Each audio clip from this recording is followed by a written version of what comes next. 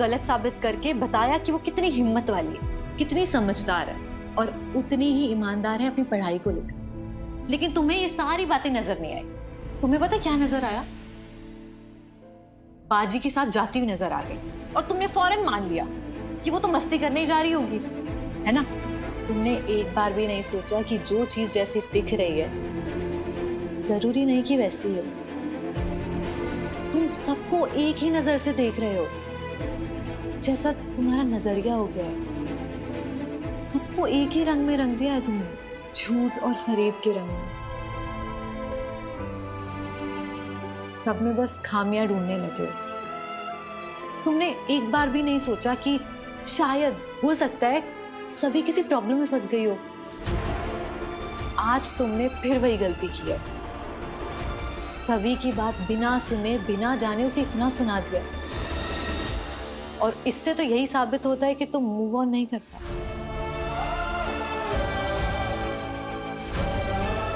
और शायद ऐसा ही चलता रहा तो तुम मूव ऑन कर भी नहीं पाओ।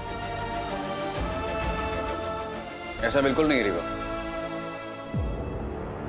मैं तुम्हें भुला के जिंदगी में आगे जरूर बढ़ूंगा। अपनी इस गलती, इस बेवकूफी का असर सभी पर या फिर मेरे गुरु शिष्य के रिश्ते पर नहीं पड़ने दूंगा। मैं सभी के पास जाऊंगा, उससे माफी मांगूंगा और उससे रिक्वेस्ट करूंगा कि वो मेरी फिर से शिष्य बन जाए।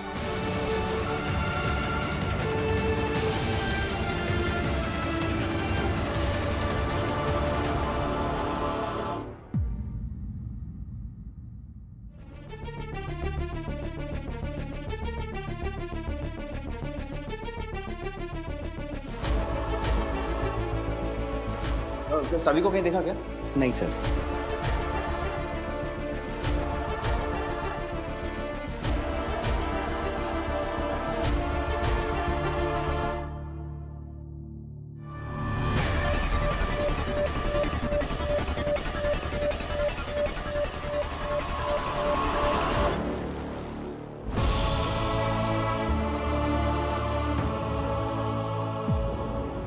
सभी तुम यहाँ बैठी हो और मैं तुम्हें कहाँ नहीं ढूंढ रहा हूँ।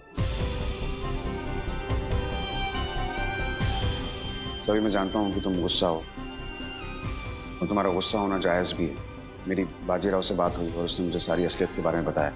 मैं जानता हूँ कि मेरी गलती है, उसके लिए आई एम सॉरी।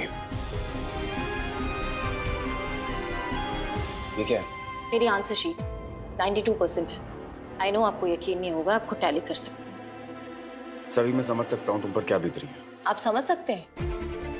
नहीं सर, आपको समझ कहाँ आता है। आप तो बस अपने मन में कुछ भी सोच लेते हैं और जो सोचते हैं आपको लगता है कि वही सच है, बाकी पूरी दुनिया झूठ। आइंदा से किसी के बारे में कुछ भी बोलने से पहले ना एक बार प्लीज सच जान लीजिए, उसके बाद बोलिएगा। तुम सीधा नतीजे पे क्यों पहुंच रही हो? प्लीज आप ये मत बोलिए। सीधे नतीजे पर आने की आदत आपकी है सर, एंड आई नो ये आदत ऐसे नहीं बदली जा सकती। तो जैसा चल रहा है वैसे चलने दीजिए। जैसे कि आप प्रोफेसर और मैं स्टूडेंट, दैट्स इट। ये गाइड, मेंटोर, गुरु शिष्य वाला जो इक्वेशन है ना, ये हमारे लिए है ही नहीं सर। हम सिर्फ काम से काम रखते हैं।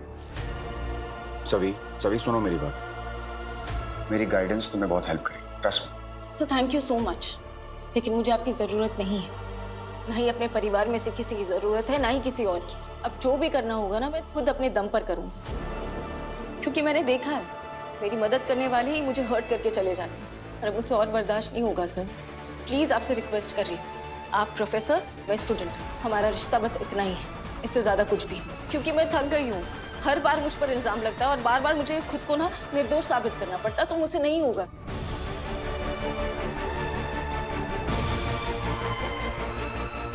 सभी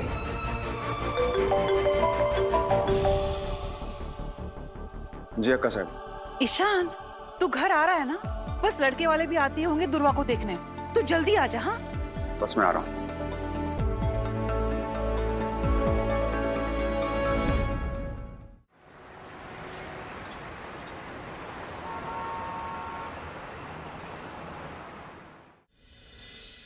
जीतू, नई क्रॉकरी निकाली ना? और वो देखो, वो फोटो जरा सीधी करो। और मेन डोर पर जो मैंने कहा था फटका मारना, मारा? जी अक्का साहब, वो क्लीन भी कर दिया और टेबल भी ठीक कर दिया। सब कुछ सही होना चाहिए। हाँ जाओ नाश्ता जरा देखो सब तैयार है कि नहीं। अरे सुरेखा, काळजी करू नको तू, सब ठीक होगा। वो देख ईशान भी आ गया। ईशान आ गया, जा जल्दी से तैयार होकर आ जा। क्या खराब है, कपड़े सही तो हैं? अरे आ गए। अरे साहब नमस्ते नमस्ते। नमस्ते नमस्ते। नमस्कार नमस्कार। और इतना सारा सामान। इतनी सारी चीजें, ये तो बहुत है। आने में कोई परेशानी तो नहीं हुई? अरे हमें तो जीपीएस भी इस्तेमाल नहीं करना पड़ा। आओ साहब, पूरा पुणे जानता है आपको। बसा ना प्लीज यार। आइए ना, बैठिए। आइए आइए। या बस प्लीज।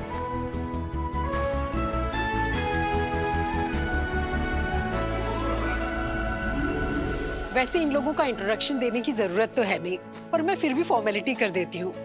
ये हैं मिस्टर एंड मिसेस पाटिल, आपकी दुर्वा को देखने के लिए सोलापुर से आए हैं।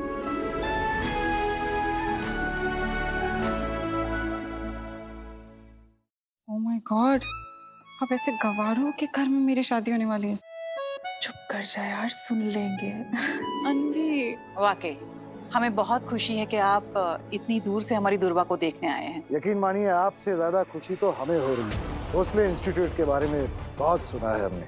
उसके पीछे जिनका दिमाग, जिनकी मेहनत है, आज उनसे मिलने का सम्मान हमें मिला है। हम उनके घर पर उनके साथ बैठे हैं, इससे ज्यादा खुशकिस्मती और क्या हो सकती। अरे सौभाग्य तो हमारा है पाटिल साहब कि आप सब इधर आए। वैसे आपका बेटा कहीं दिखाई नहीं दे रहा। कैसी बात कर रहे हैं राव साहब? बिना दूल्हे के आज तक कोई बारात निकली है क्या? बरोबर। आला है तो पढ़, बाहर गाड़ी पार्क कर रहा है।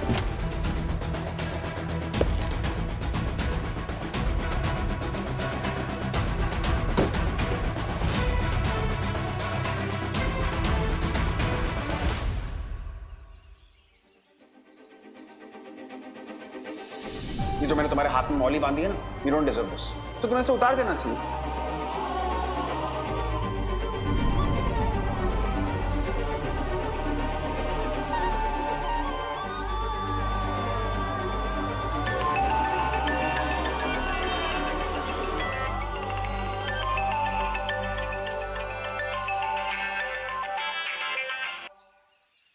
आजी, कैसी हैं आप?